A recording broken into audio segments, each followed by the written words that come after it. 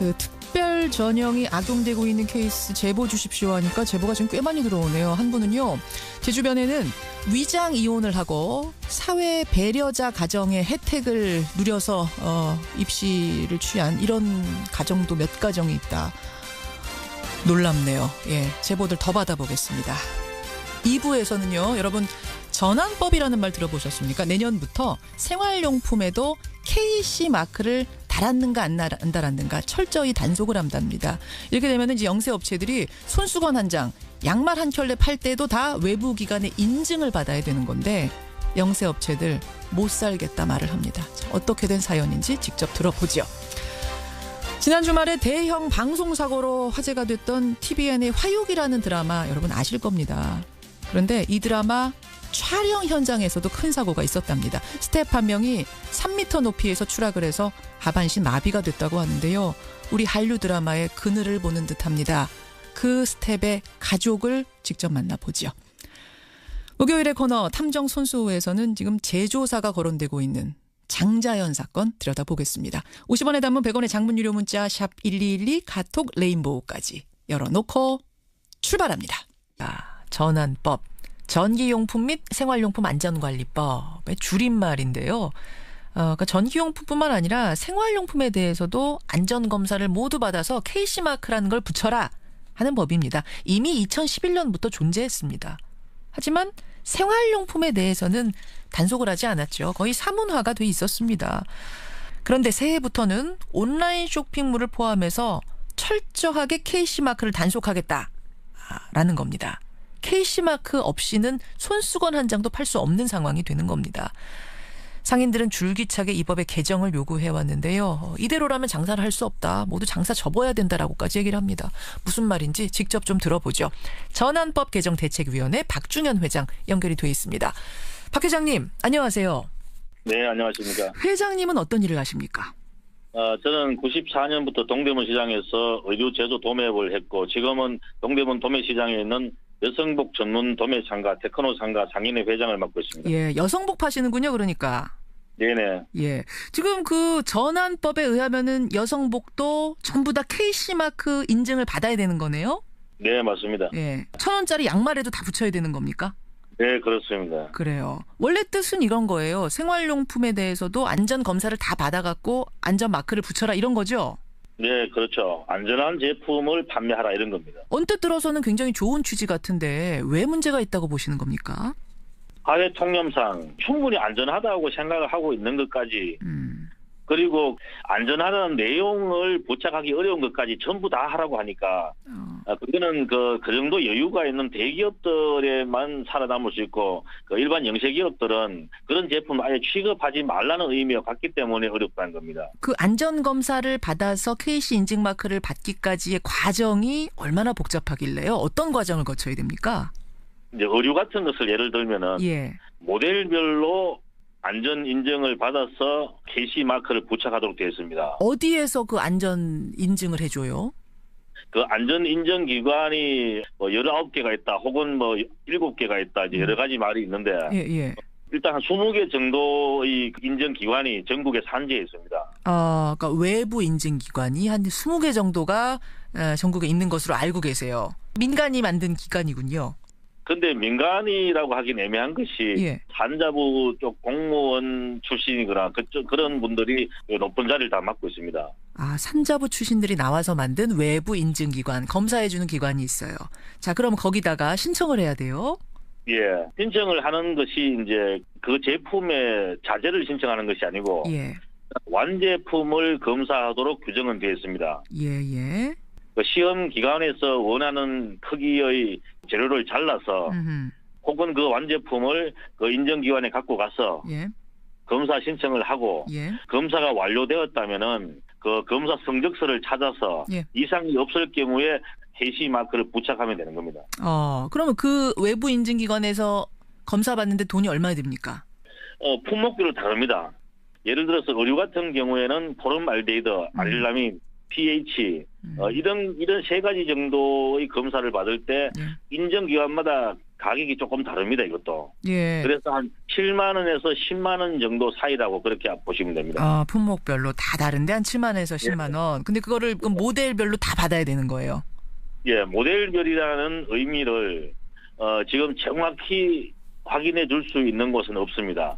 근데 이제 통상적으로 우리가 알고 있기로는 모델별이라는 건 디자인인데 그러면 색상이 다르면 어떻게 할 것인가?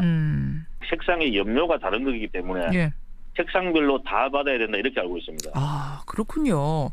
그러면 이제 보통 제품들을 다양하게 생산들 하시잖아요. 하나만 만들어서 하나만 파는 게 아니라 뭐 손수건이라고 해도 색깔 다르고 뭐 크기 다르고 또 뭐 손수건만 만드는 게 아니라 그 손수건 만드는 회사에서 스카프도 만들 수 있고 양말도 만들 수 있고 이런 식인 건데 예. 그럼 100가지를 만드는 회사면은 인증마크 붙이는 데만 한 100만 원? 1000가지를 만드는 회사면 1000만 원 이렇게 되는 거예요?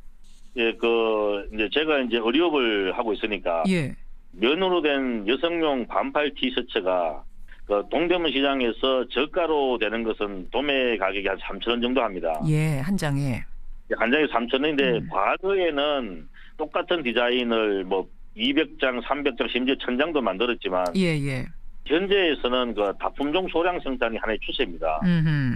그러면은 색상별로 50장에서 100장 정도 그리고 5가지 색상을 만들면은 예. 많이 만들어서 500장입니다. 예, 예.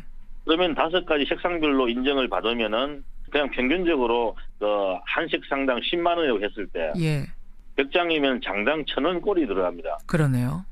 그러면 우리가 판매가가 3,000원인데 장당 1,000원이 더해지면은 판매가가 최소한 4,000원이 돼야 됩니다.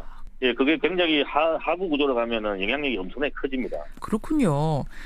예. 자, 이렇게 좀 비현실적이다 보니까 지금까지는 법은 있었는데 단속을 안 했다는 거잖아요.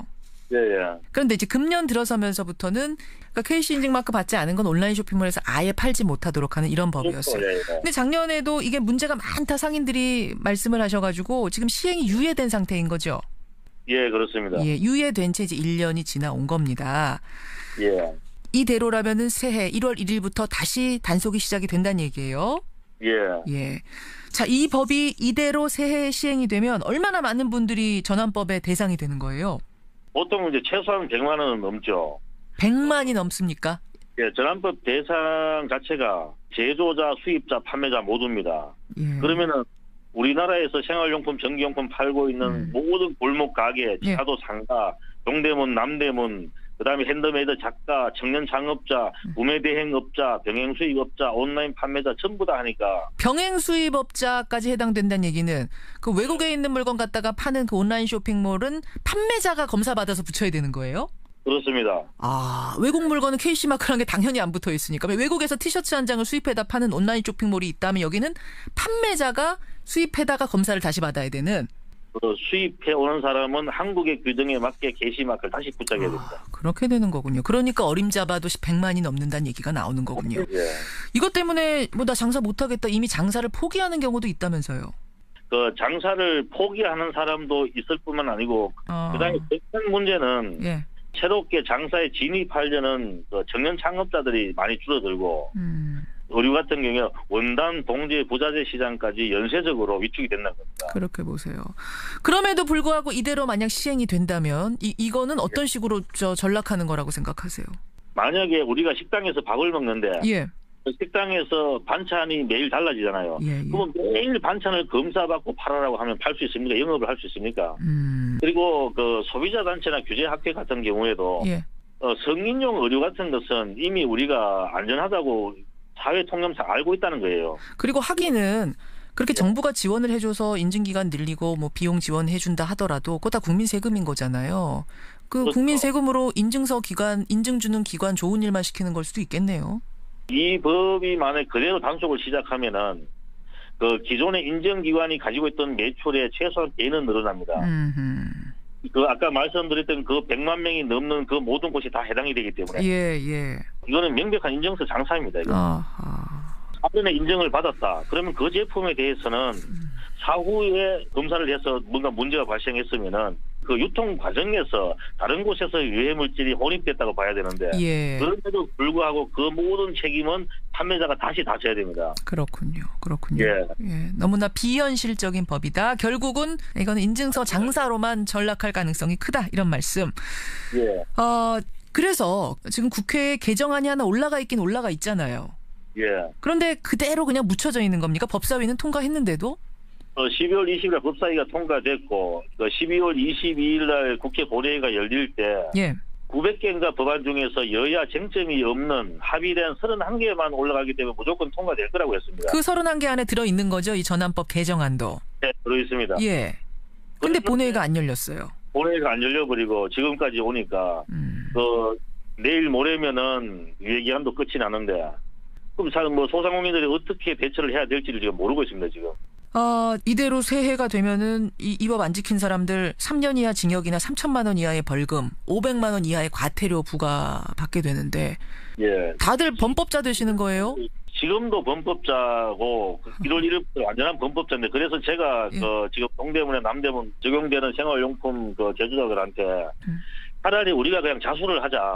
자수를 하자. 예, 그 집행기관의 단체로 예. 자수를 해가지고 어차피 범법자니까 우리를 처벌하라고 하고 포기하고 장사를 하자 이렇게 얘기하고 있는 상황입니다. 아이고, 100만 명의 생계가 걸린 민생 현안입니다. 논의 끝에 법사위는 통과를 했습니다. 근데 본회의 파행 때문에 막혀 있다니까 이게 참 할 말이 없네요. 회장님 지켜보겠습니다. 예, 감사합니다. 예, 고맙습니다. 전환법 개정 대책위원회 박중현 회장 만났습니다.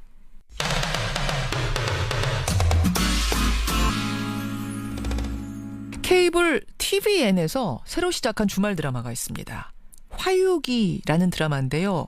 단 2회 만에 커다란 방송사고가 났죠. 몸에 와이어를 단 스턴트맨 모습이 그대로 나가는가 하면 CG 처리도 제대로 되지 않은 화면이 막 송출이 되고요. 급기야는 중간에 화면이 중단되기도 했습니다.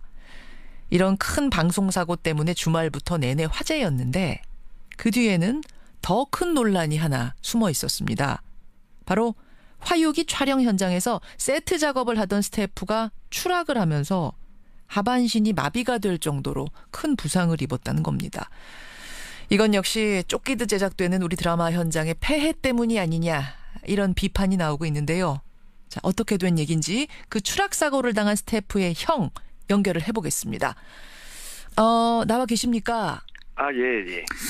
23일 날 사고가 나서 의식불명 상태였다고 들었는데 지금은 동생분 상황이 어떤가요? 지금 이제 하반신 마비로 판정이 났고요. 판정이 결국 났군요. 예, 나고 지금 처음에 진단을 선생님들께서 하시기는 최후에 잘못되는 경우에는 아마 내사까지도 진행이 된다는 얘기를 저는 1차적으로 들었었어요. 최악의 경우는 내사가 될 수도 있습니다. 이대로 못 깨어나면. 예. 그나마 다행히 좀 가서 이름을 부르고 하면은 눈을 뜰 정도로 쳐다보는 정도까지는 참았어요. 아직 의사소통은 안 되지만 눈을 껌뻑이는 정도까지는 정신을 차리셨어요. 그래서 그런 상태로 지금 지내고 있고요. 이걸 뭐 다행이라고 해야 되는지 어떻게 해야 되는지 참 어쨌든 의식은 돌아왔다. 하지만 하반신 마비 판정 받았다 이 말씀. 예. 보니까 MBC 아트 소속의 소도구 담당자세요. 예. 근데 어떻게 TVN 드라마에 MBC 아트 소속 분이 참여하게 되셨죠? 동생이 그 전에 사고 나기 전에 외주 방송에 용역회사 계약이 돼가지고 드라마 촬영을 나간다. 그런 얘기를 들었었어요. 그러니까 TVN이 한 드라마 외주 제작사에다가 외주를 줬고 드라마 제작을. 예. 그 외주 제작사가 이 미술 소도구 부문을 또 외주를 준 거네요? 예, 그렇게 된 걸로 알고 있습니다. 외주의 외주. 예. 그날 23일 새벽에 도대체 어떤 일이 벌어진 겁니까? 현장 상황. 23일 날 새벽에 그 드라마 세트장에서 천장 위에 있는 상드리제 조명인가? 그거를 달아달라는 지시를 받았대요. 동생이? 예. 저 천장 3m 위 천장에 샹들리에 조명을 달아라라는 지시를 새벽 1시쯤 받았어요. 예. 그때 지시를 받고 작업을 하려고 올라갔다가 사고가 나는 것 같아요. 안전장치 전혀 없이. 3m에서 추락을 한 겁니까? 그러니까? 그렇죠. 세트장 천장부에 올라가서 아마 달았던 것 같아요. 집의 천장에다가 샹들리에를 다는 거였으니까. 그렇죠. 예. 그 나무 위로 올라갔겠군요. 나무 위에 천장 부분 뒤편 쪽에서 아마 올라갔겠죠. 나무를 밟고. 예. 천장이 아마 그 하중을 못 이겼는지 아니면 천장 소재가 너무 저렴한 소재니까 떨어졌겠죠? 그래서 아마 사고가 났던 걸로 저는 전에 들었습니다. 지금 이제 보도되는 걸 보니까 V자로 떨어져서 등을 한번 쿵 박고 그다음에 머리 쪽을 2차적인 가격이 된 것 같고. 예, 부딪혔다. 이렇게 지금 얘기가 되고 있더라고요. 예. 근데 어쨌든 이제 지금 3m 높이 천장을 올라가는데 아무런 안전장치는 없었던 거예요, 몸에. 그렇죠. 안전장비는 아예 없이 올라갔고 그 위에서 내리는 지시사항은 용역업체 직원들이나 외주업체 직원들이 안 따를 수는 없는 상황이잖아요. 근데 지금 동생분의 담당은 소도구 담당이에요. 조명 담당이 아니에요. 근데 어떻게 소도구 담당이 조명을 달게 됐죠? 그러니까 그게 저도 제 동생이 소도구 담당을 하는 걸로 알고 있거든요. 예. 자기는 드라마 소품이나 소도구만 한다. 예. 이해가 안 되는 부분이 왜 소도구 하는 담당자가 그걸 왜 올라갔는지 저도 이해를 할 수가 없어요.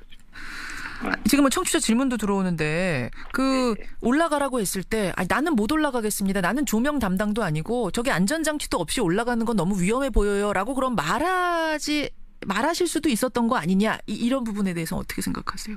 그거는 외주업체, 용역업체 직원이 밑에 있는 그러니까 갑과 을의 관계에서 보시면은 어떻게 을이 안 올라가요?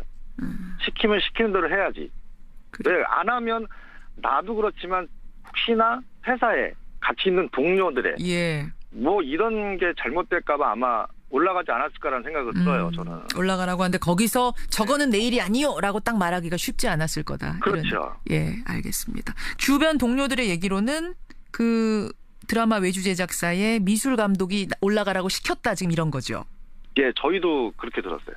그런데 그 미술 감독은 난 시킨 적이 없다. 피해자가 소도구 담당자가 알아서 천장에 올라갔다. 이렇게 지금 얘기를 하고 있습니다. 일단 갑이 시키는 일을 을이 어떻게 안 할 수 없으며 을이 시키지 않은 일을 어떻게 을이 혼자서 마음대로 감행을 하겠냐. 임의대로 할 수 있는 상황은 아닌데 전혀 말이 안 되는 상황이고요. 알겠습니다. 네. 어쨌든 지금 이건 양쪽의 진술이 엇갈립니다마는 분명한 건 조명을 달러 3m 높이 천장으로 올라가는데 안전장치 하나 없이 올라갔고 그 세트의 재질은 원래 기준보다도 훨씬 약한 재질이었다. 이 모든 게 겹쳐버린 거예요. 예. 그중에 하나라도 제대로 돼 있었다면 이런 일은 벌어지지 않았을 텐데 결국은 빨리빨리 시간에 쫓기는 제작 방식 제작비 절감을 위해서 안전을 제대로 챙기지 못하는 우리 드라마 제작 이 현장의 폐해가 저는 그대로 드러난 거 아닌가 보여준 사건 아닌가 이런 생각이 들어요. 그러니까 동생분이 이 드라마 제작 현장에 대해서 어떠하다라고 좀 그 가족들한테 얘기한 게 있습니까? 좀 힘들다고 했어요. 이 드라마 하면서. 이 드라마 시작하면서. 드라마만 지금 찍은 이 경력이 20년이 넘는 친구인데 그 계통에서는 베테랑이라고 볼 수 있어요.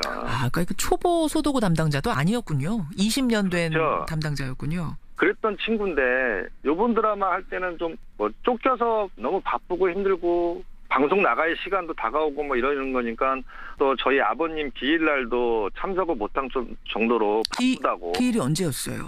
그러니까 사고 나기 이틀 전이 21일이었어요. 21일 날. 그 기일날도 어떻게 해서 동생이 짬을 잠깐 내서 와서 얼굴 도장 찍는다고. 그래도 아버님 얼굴 한번 보겠다고 왔는데 계속 전화 오고 바쁘고 형 나 지금 계속 전화 오고 이래서 빨리 가야 될 것 같다고. 유독 그러니까 다른 드라마 때보다도 더 바빴던 걸 가족들이 목격하셨군요. 더 심했고 좀 힘들어하는 모습도 보였고. 저희는 솔직히 해서 23일 날 이게 방송인지를 몰랐어요. 가족들은. 23일이 첫 방송이었어요. 그게 저희 동생이 찍던 드라마들은 보통 그렇게 바로바로 해서 방송을 나간 적이 없거든요. 이렇게 쫓기듯이는 없었다. 그것도 왜냐면 동생이 사고 나고도 촬영이 계속됐다고 그 동료들한테 증언을 들었어요, 저희가. 그게 뭐 마음이 편해서 그랬겠습니까? 이게 쫓기다 보니까 어쩔 수 없이 그렇게 됐겠죠? 그랬겠죠. 그랬겠죠. 서로 바빠서 쫓기다시피 뭐 드라마는 나가야 되겠고. 그래요. 이러는 와중에 아마 사고가 난 것 같아요. 게다가 이 해당 방송사는 얼마 전에 드라마 조연출이 부당한 드라마 제작 시스템에 스트레스를 받아서 자살하는 그 일이 있었던 바로 또 그 방송사기 때문에 이래저래 이 드라마 현장의 폐해를 연상할 수밖에 없는데요. 사고가 난 후의 조치, 후속 조치는 적절했습니까?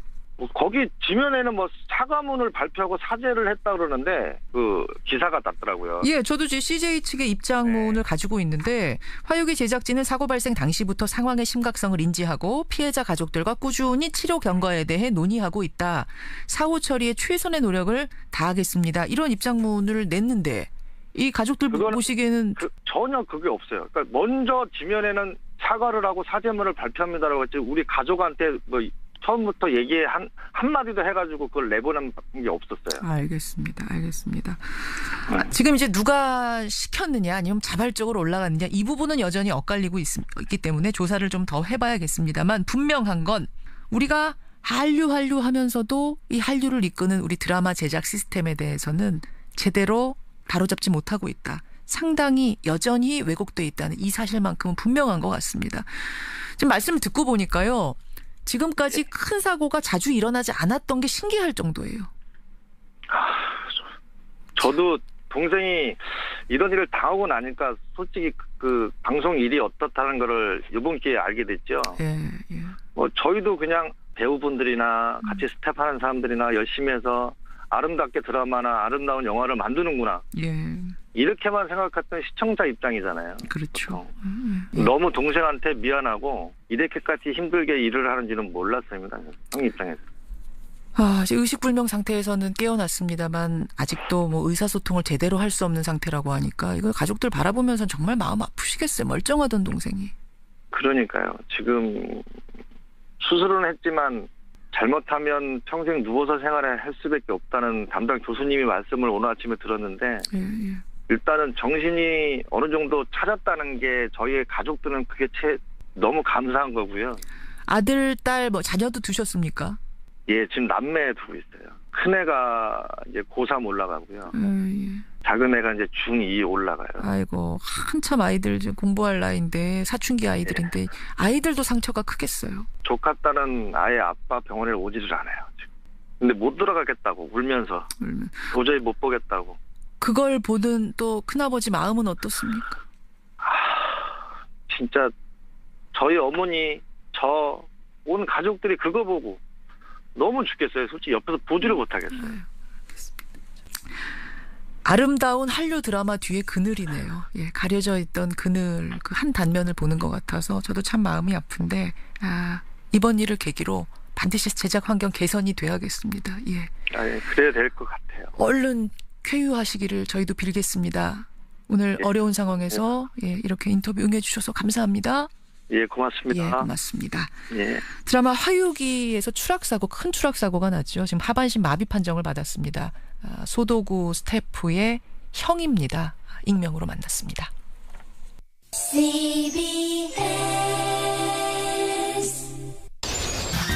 청취자 손지원님, 민간을 소모품처럼 쓰는 이런 탐욕스러운 기업들 문제다 하셨고 방송계가 이렇게 열악한지 몰랐습니다. 조현님도 문자 주셨어요. 그런가 하면 KC 인증마크 관련해서는 김정식님, 이 인증마크라는 건요 돈만 주면 다 됩니다. 돈 먹는 그물입니다. 돈 먹는 하마 말씀하시는 거죠. 이렇게 말씀하시면서 결국은 안전도 보증 못하면서 돈은 돈대로 되는 이런 제도가 되지 않을까 싶다. 전환법에 대한 문제 제기하셨어요. 4059님은 근데 번거롭더라도요. 필요한 안전진단이면 해야 되지 않을까요? 건축물의 내진 설계도요. 처음에는 비현실적이라고 했을 겁니다. 그런데 지진 나고 나니까 얼마나 이게 현실적인 얘기가 됩니까? 이런 지적도 나왔습니다.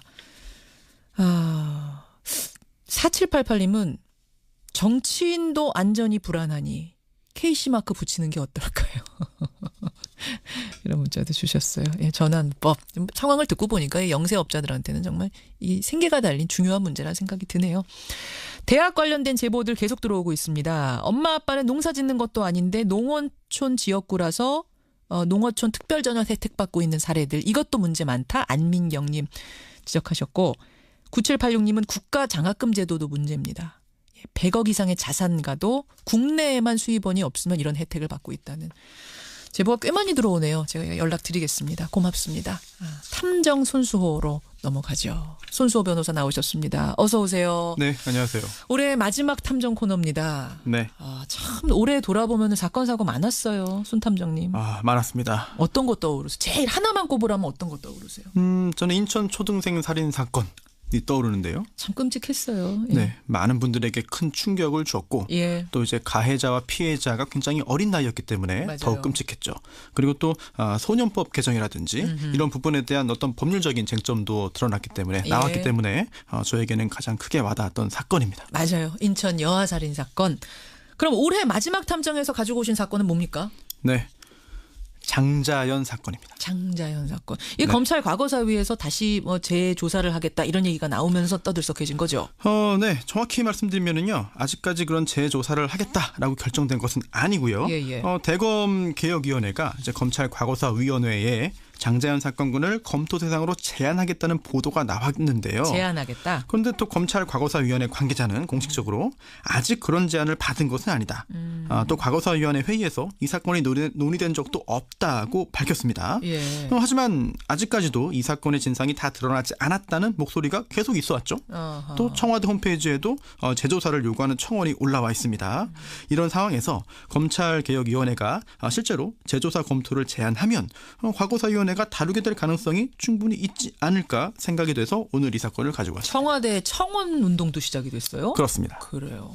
장자연 사건 여러분 대충들은 다 기억을 하시겠지만 이게 마무리는 어떻게 됐는지 아마 모르실 거예요. 네. 어떻게 누가 처벌받고 어떻게 정리가 됐는지 다시 한번 쭉 정리를 해보죠. 네, 2009년이었죠. 배우 장자연 씨가 스스로 목숨을 끊었습니다. 인기 드라마 꽃보다 남자에 출연해서 관심을 받기 시작한 후였기 때문에 더 큰 충격을 줬죠. 그랬죠. 네, 그런데 사후에 이 매니저에게 보낸 자필 유서가 공개됐습니다. 장자연 씨의 유서 한 장이. 내용이 충격적이었죠. 처음 이 내용을 보도한 게 KBS였는데요. 룸살롱에서 접대에 동원됐다. 잠자리 강요, 즉 성상납을 강요받았다는 내용이었는데요. 맞아요. 연예기획사, 언론사 관계자들, 또 대기업, 금융업 종사자들 등 총 31명에게 100여 차례 이상의 접대와 성상납을 했다는 내용이었습니다. 특히나 더 큰 충격을 줬던 거는요. 이게 어디 뭐 무슨 회사 사장, 뭐 어디 뭐 간부 등등으로 이제 그 접대 상대방의 소속과 지위를 밝혔기 때문이었죠. 리스트가 써 있었던 거예요. 네. 마치 성완종 리스트처럼. 수사가 진행됐습니다. 결국 기획사 대표였던 김모 씨가 징역 4월에 집행유예 1년을 선고받았는데요. 하지만 이게 폭행으로 처벌받은 겁니다. 즉 접대나 성상납 강요로는 기소도 안 됐어요. 그래요? 즉 재판도 안 받았습니다. 또 이 기획사 대표 말고 이름이 오르내리던 다른 사람들은요. 전부 다 혐의가 없다면서 기소 처분도 받지 않았습니다. 이름 오르내리던 사람 모두 다? 네. 재판도 안 받은 거죠. 다만 또 다른 한 사람이 처벌받았죠. 누구요? 그게 바로 장자연 씨의 당시 매니저였던 유모 씨인데 이게 징역 1년, 집행유예 2년이었어요. 그런데 이게 오히려 장자연 씨 편에 서서 그 기획사 대표의 명예를 훼손했다는 이유로 처벌을 받은 거였어요. 그러니까 매니저 유 씨는 장자연 씨 측의 입장에 서서 막 언론 인터뷰도 하고 이랬던 사람으로 제가 기억을 하는데 오히려 이 사람만 처벌당한 셈이네요. 그렇습니다. 마무리가? 그러다 보니까 이게 유력 인사들 봐주기 수사한 거 아니냐라는 비난이 컸고요. 그렇지만 또 이제 다른 사건과 마찬가지로 시간이 지나면서 점점 이 사건은 잊혀져 갔습니다. 잊혀졌죠. 그 후에요. 이 유서, 장자연 씨의 유서가 위조되었다고 볼 증거가 없다는 판결이 나왔고 또 반면 장자연 씨가 소속사 대표로부터 술 접대, 성상납을 강요받았다는 증거도 부족하다. 그 부분 판결도 나왔습니다. 그렇게 마무리가 됐었군요. 그래서 어쨌든 이제 법적으로는 일단락이 된 사건인데 왜 지금에 와서 재조사 요구가 빗발치는 겁니까? 바로 그 부분을 오늘 짚어보려고 하는데요. 여전히 의문이 남아있다. 그러한 의문점을 오늘 말씀드릴 테니까요. 잘 들어보시고 과연 재조사가 필요한지 판단해서 의견 보내주시면 좋겠습니다. 여러분 남아있는 미스테리들, 의문들 좀 들어보시고 의견들 보내주세요. 자, 장자연 사건 재조사가 필요한 이유. 첫 번째는 뭡니까? 네, 첫 번째. 언론에 언급조차 되지 않은 가해자들이 있을 수 있다. 언급조차 되지 않은 가해자가 있을 수 있다. 네, 그렇습니다. 어떻게 사건이 전개됐는데요? 사건이 이제 마무리되어 가는 듯 보이면서요. 경찰에 대한 비난 여론이 높았습니다. 바로 2011년 당시인데요. 민주당 이종걸 의원이 제보를 공개합니다. 어떤 제보를 받았어요? 유력 신문사죠. A신문사 사주 일가의 술자리에 장자연 씨가 함께 있었다. 그런데 그 분위기를 보니까 처음 본 게 아니라 매우 익숙한 파트너로 느껴졌다는 내용이었습니다. 이 내용이 그러니까 이종걸 의원이 이렇게 말한 게 아니라 이종걸 의원실에 제보가 들어왔다는 거죠? 네, 그 제보를 공개한 거죠. 이 제보 내용이 공개되자 경찰 수사에 대한 불만 여론이 매우 커졌죠. 또 배우 문성근 씨도 해당 신문사 앞에서 1인 시위를 벌였습니다. 그러자 그 A 신문사와 사장이 이 사건, 장자연 사건과의 연관성을 거론한 사람들을 연이어 고소하고 거액의 손해배상 청구까지 합니다. 하지만 민사소송 결과 이 A 신문사가 계속해서 패소하는데요. 뭐 이종걸 의원을 비롯한 국회의원들, 또 이를 보도했던 MBC 신경민 앵커, 지금은 국회의원이죠. 그렇죠. 네, 또 보도본부장 등을 상대로 한 소송에서 모두 패소합니다. A 신문사가 패소했어요. 네, 불복해서 항소를 해서 2심에 갔죠. 그런데 2심 간 후에 이제 항소를 취하하는데요. 그 이유가 이렇습니다. 법원이 또 다른 재판에서 이 해당 신문사의 사와 해당 신문사의 사장이 장자연 씨와 관련이 없다고 판단을 했고, 이 재판 말고 다른 재판이 또 열리고 있었는데, 네, 유사한 재판이죠. 그 재판에서 A 신문사 사장과 장자연은 관련 없다라는 언급이 있었다. 네. 그렇기 때문에 우리는 소를 취해야 한다. 그렇습니다. 뭐 진실규명 됐으니까 뭐 이거는 더 이상 다투지 않겠다라고 한 건데요. 실제로 법원은 이 장자연 씨와 그 해당 신문사 사장의 관련은 없다고 판단했습니다. 우리 사장하고 장자연 씨는 관련 없다라는 언급이 어쨌든 나왔으니까 소기 목적을 달성했으니까 소를 취하하겠다. 이거는 뭐 그럴 수 있을 것 같은데요. 네, 민사소송 진행 절차 상황만 보면은요, 뭐 이상하다고 보기 어려운 측면도 충분히 있습니다. 하지만 형사 절차 관련해서는 조금 궁금한데요. 어떤 게요? 이제 해당 신문사의 사장이 고소인이면 고소장을 제출하잖아요. 그렇죠. 그다음에 가장 먼저 그럼 고소한 사람, 고소인부터 불러서 이야기를 듣는 게 순서입니다. 경찰에 오라고 해서. 네. 그런데 그렇게 진행했다는 소식을 듣지는 못했고요. 또 형사재판도 이어졌어요. 그러면은 고소인을 증인으로 불러서 증언을 듣는 게 이제 통상적입니다. 그렇죠. 그런데 이제 그 해당 신문사의 사장이 고소를 이제 전격적으로 취소하면서 재판 절차가 끝났거든요. 그래서 증인으로 나오지도 않은 것이죠. 어찌 보면 그 신문사 입장에서는 너무 억울하다라고 해서 이거를 그 소송을 걸고 형사 고소도 했지만, 이제 오해받는 게 억울했지만 더 이슈화되는 걸 막기 위해서 참고 넘어간 걸로 볼 수도 있습니다. 하지만 그렇다고 해도 잊지 말아야 할 중요한 부분이 남아 있는데요. 어떤 겁니까? 당시에 이 A 신문사와의 진실 공방만 부각되면서 다른 사람들은 관심에서 멀어졌습니다. 아까 리스트에 이름이 뭐 아까 31명 있다고 그러셨나요? 네, 총. 그러고 보면 기억나는 사람 별로 없을 정도로 흐지부지 됐어요, 수사가. 네, 수면 위로 오르지 않은 많은 사람들을 확인하기 위해서라도 재조사가 필요한 건데요. 특히 당시에 사건 초기에요. 이 A 신문사는 이렇게 밝혔습니다. 공식적으로. 어떻게요? 장자연 문건에 있는 사람은 우리 신문사 사장이 아니라 계열사인 스포츠 신문 사장이다 라고 밝혔습니다. 또 한 가지 더. 이 기획사 대표 김 씨가 장자연 씨에게 뿐만 아니라 접대 상대방의 지위와 직위를 과장해서 얘기하는 버릇이 있다는 제보가 있습니다. 예를 들어서 그냥 손수호 사원인데 여기저기 손 사장님이야 인사해 뭐 이런 식으로. 그렇죠. 우리 막 김 사장, 이 사장 이러듯이. 네, 예를 들어서 이제 언론사 사장이라고 소개했지만 알고 보니 사장은 아닌 그런 간부였고. 그런 말하는 버릇이 있는 사람이었다. 기획사 대표가. 또 기획사 대표라든지 아니면 연예계 관계자라고 소개했지만 알고 보니 그 정도 급은 아니었던.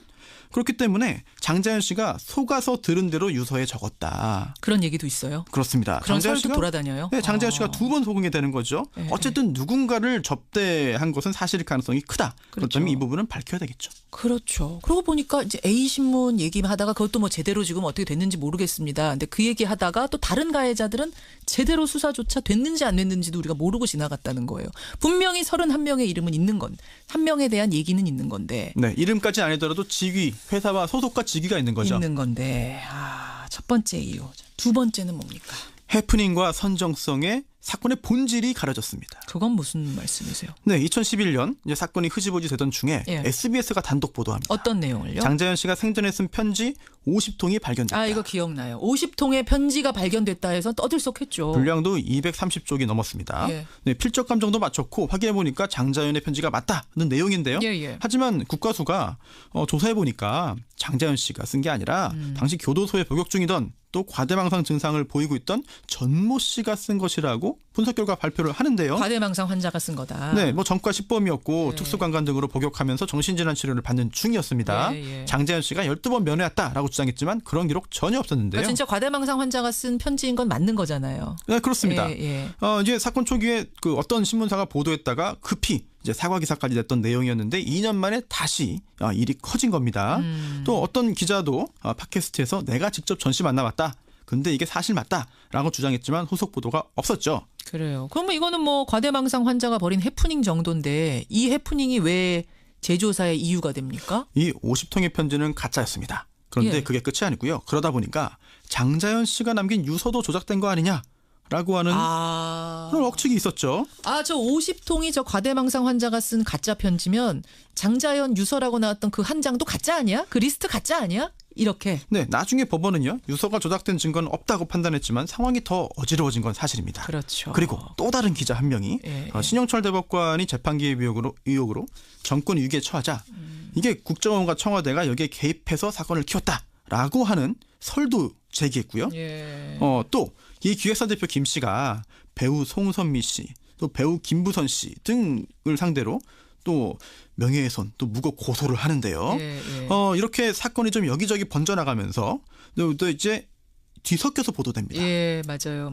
흥미 위주의 선정적인 보도 때문에 사건의 본질과 핵심이 묻혀버린 거죠. 재조사가 이루어진다면 이번에는 그러지 않아야 되겠습니다. 그러니까 저도 이렇게 매일 뉴스 보는 사람인데도 막 섞여 있어요. 여러 개가. 뭐 이게 가짜였던가 진짜였던가 과대망상 환자에다가 뭐 송선미, 김부 이러다 보니까 본질을 놓치고 그 리스트 속에 있는 사람들은 재조사를 받았는지 안 받았는지도 모르고 막 이렇게 됐단 얘기예요. 그렇죠.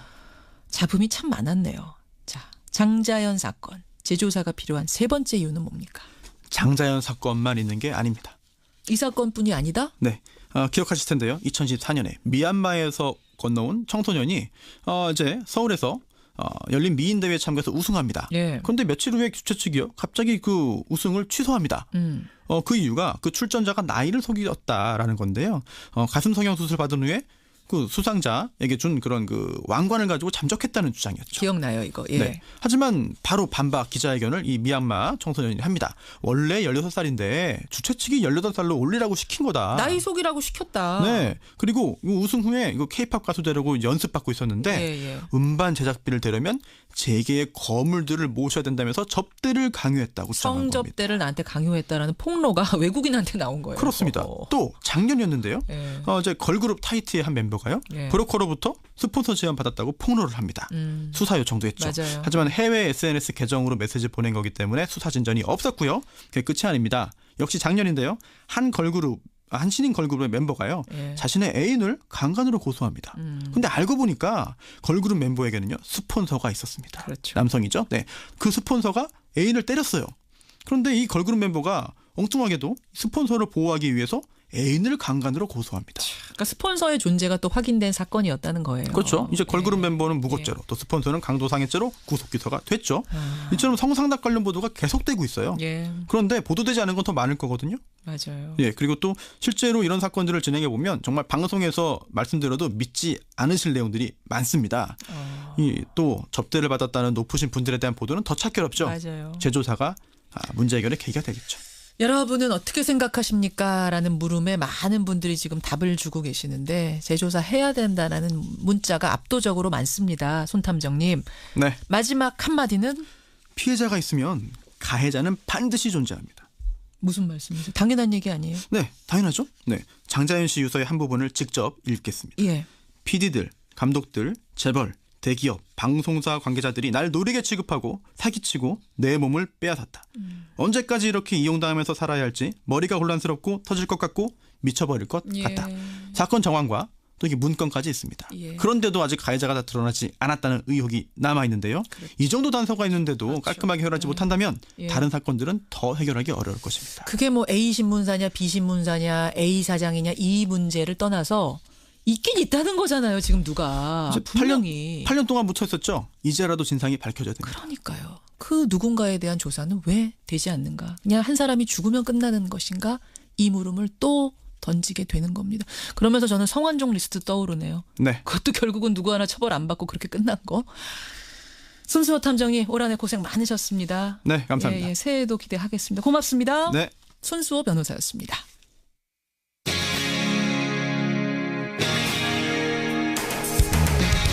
여러분께서는 지금 CBS 라디오 김현정의 뉴스쇼를 함께하고 계십니다.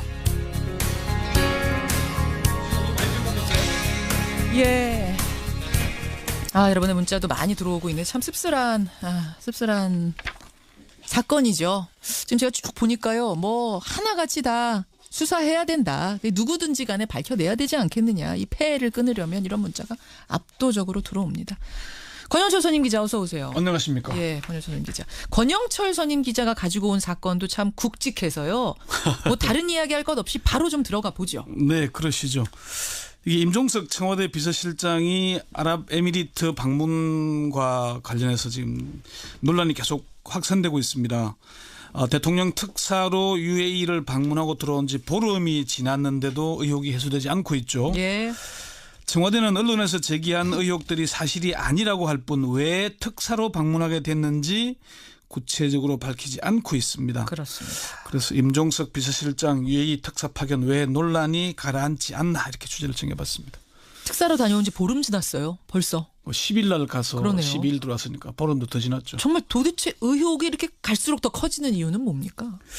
첫 번째는 청와대가 명쾌하게 설명하지 않고 있기 때문입니다. 임 실장의 특사 방문 사실을 공개했을 때나 아니면 귀국했을 때 왜 그 시점에 대통령 비서실장이 특사로 가야 했는지를 시원하게 밝혔더라면은 예. 이런 억측이 일어나지는 않았겠죠.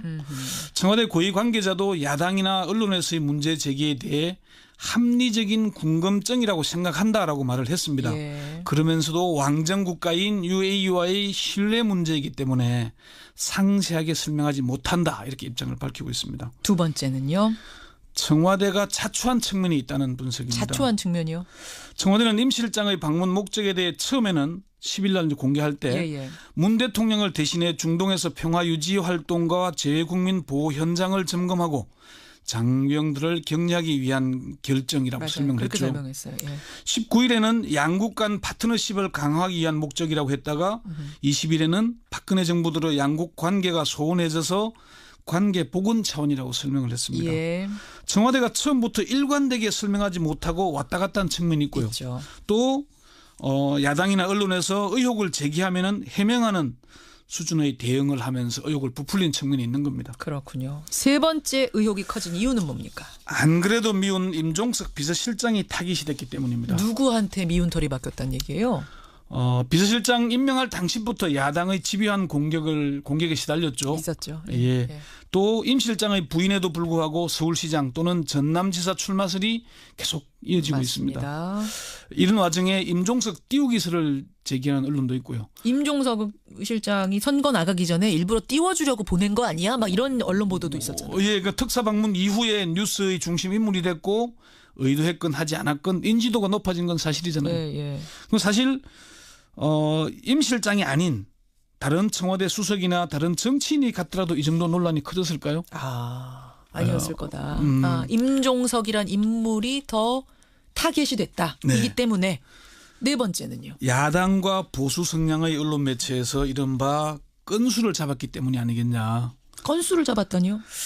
이게 뭔가에 대한 정부나 청와대에 대한 공격을 하고 싶은데 이게 이제 임종석 비서실장의 파견 자체가 청와대 고위관계자도 인정했듯이 합리적인 궁금증 또는 합리적인 의심을 제기할 만한 사안이다 보니까 야권으로서는 호기를 만난 셈이죠. 뭔가 비밀스럽고 말이 왔다 갔다 하면 저거 공격 포인트네라고 했을 수 있다. 처음에는 북한 접촉설이 나왔죠. 맞아요. 그러더니 이명박 전 대통령 비리 파헤치기설로 갔다가 원전 계약 파기설 또는 UAE 원전 게이트 의혹까지 제기되면서 계속 의혹을 부풀리고 있는 거죠. 그러니까 이 정도 되면 그냥 청와대가 시원하게 밝히면 되는 거 아니에요? 그러면은 의혹이 잦아드는 거 아닙니까? 사실은 그렇습니다. 제가 봐도 임종석 비서실장이 왜 대통령의 중국 국빈 방문 직전에 특사로 가야 했는지 UAE 가서는 어떤 논의가 있었는지를 명쾌히 밝히면 사실 아무 문제가 없을 것 같습니다. 청와대한테 좀 물어보시죠. 명쾌하게 밝히지 그러십니까라고 안 물어보셨어요? 청와대 고위 관계자는 물어봤는데요.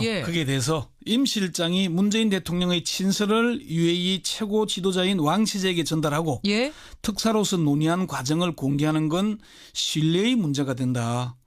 아랍에미리트에서는 그런 과정 공개가 친구 간에 한 얘기를 공개하는 것으로 받아들이는 특성이 강하다. 외교상의 장애가 있다 이 얘기군요. 예, 그렇습니다. 그러니까 김현정 앵커가 저랑 비밀스러운 얘기를 했는데 그걸 제가 바깥에서 떠들면은 이제 관계가 틀어진다. 김현정하고 권영철이 무슨 얘기한 거야? 막 설이 왔다 갔다 한다고 해서 그거를 제가 원하지 않는데 밝힐 수 없다. 그렇죠. 하하. 그러니까 청와대 핵심 관계자도 MB 정부 때도 그런 걸 철저하게 지켰고 청와대가 지금 UAE와의 한 얘기를 얘기하다 보면은 지난 정부 또 지난 정부 때의 UAE와의 얘기까지 다 나올 수밖에 없다.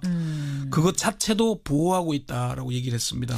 근데 이제 우리가 박근혜 정부에서 뭔가 국민들한테 시원하게 얘기하지 않고 감추는 게 있는 것 같은 이런 느낌이 드는 걸 국민들이 굉장히 싫어했잖아요. 이 전 정권의 이 과거가 있기 때문에. 그러다 보니까 지금 이게 계속해서 의혹이 부풀려지고 있는 건데 그럼 청와대 입장은 감추는 건 없다는 겁니까? 감출 만큼 큰 건? 감추는 것은 없지만은 세세히 밝히지 않은 것은 있는 것으로 보입니다. 그래요? 청와대 고위 관계자는 저희가 일부 설명을 하지 않은 것도 있다라고 인정을 합니다. 예. 그건 상대가 있어서 그걸 공개하면은 실제로 신뢰에 금이 갈 것으로 보기 때문에 밝히기 어렵다 이렇게 설명을 했고요. 그러면서 아마 내년에는 양국 관계가 활발하게 이루어질 것으로 기대하고 있어서 그런 과정들이 진행되면은 의혹이 해소되지 않을까 이렇게 보고 있다라고 얘기를 했습니다. 예. 그러면서 그동안 제기된 의혹들이 근거가 없다는 게 다 밝혀지면은 의혹을 제기한 쪽이 허탈이 할 것이다. 아, 지금은 말 못하지만 이게 신뢰관계가 있기 때문에 아마 이제 자연스럽게 드러날 텐데 그때 알고 나면 허탈하실 정도의 것이니까 걱정하지 마세요. 뭐 이런 거예요. 네. 뭔가 꿀리는 게 없다. 특별히 감추고 할 것도 없다라고 얘기를 했습니다. 내년이면 밝혀질 거다. 그게 상반기 중이다 이렇게 얘기를 들었습니다.